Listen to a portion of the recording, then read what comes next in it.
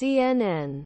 The most important question in GOP presidential race in next few weeks is not whether any of Donald Trump's superiority over his rivals can narrow down Florida Governor Ron DeSantis or former South Carolina Governor Nikki Haley, whether he can clearly pass other enough to create a real one-on-one competition with former president.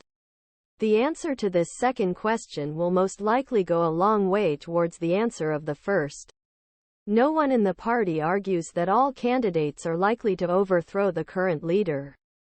But many Republican strategists who are skeptical of Trump now see the race as a kind stairstep. What his rivals in 2016 failed to really challenge Trump, so that another candidate could truly challenge Trump, they argue that he must succeed by cleaning space to create it. A binary choice with it.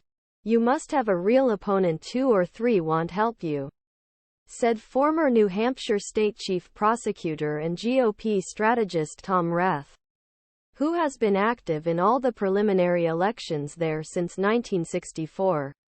If this area remains, it will be better for Donald Trump. For most of this year, most Republicans assumed that DeSantis was in the best position to emerge as Trump's chief rival.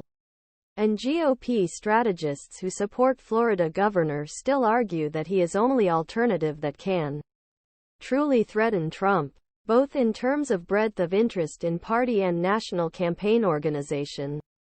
Many Republican strategists, however, believe that DeSantis' struggle connect with voters and Trump's choice to run only from the right led Haley's Florida governor in the shade.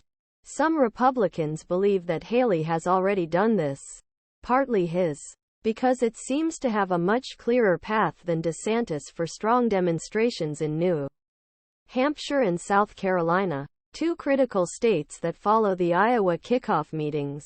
I think Haley is clearly the second candidate right now, said senior Republican pollster Whit Ayers, even about 2 months before first competition in the GOP calendar.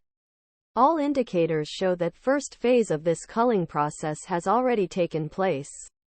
Recent polls, both at the national level and in the battlefield states, show that DeSantis and Haley distinguish themselves from other candidates after Trump. This area has risen to the top, said CNN political commentator Alice Stewart, who has worked on many GOP presidential campaigns. A clear measure of this separation was the 538 Washington Post Ipsos survey of Republican front voters who followed last week's debate. Just over half those watching the discussion said they were considering voting for Haley or DeSantis. Only a quarter of the other 3 candidates on stage, former New Jersey Governor Chris Christie, entrepreneur Vivek Ramaswamy and South Carolina Senator, said they even thought Tim Scott left the race on Sunday. The reason why some people party now see as a stronger option than DeSantis is not due to major changes national surveys. Haley usually ends, say,